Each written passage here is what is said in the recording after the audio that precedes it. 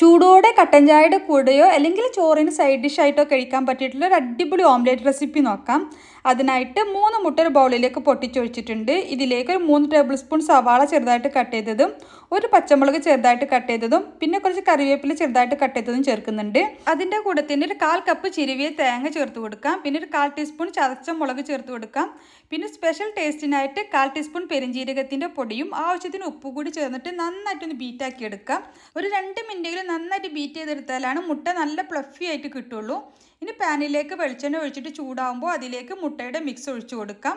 എന്നിട്ട് നമുക്ക് ചെറുതായിട്ട് സ്പ്രെഡ് ചെയ്ത് കൊടുക്കാം. ഇതിന് മുകളിലേക്ക് നമുക്ക് കുറച്ചുകൂടി റെഡ് ചില്ലി ഫ്ലേക്സ് ഇട്ട് കൊടുക്കാം. നമ്മളുടെ എരിവിനനുസരിച്ച് ചേർത്ത് കൊടുക്കാം.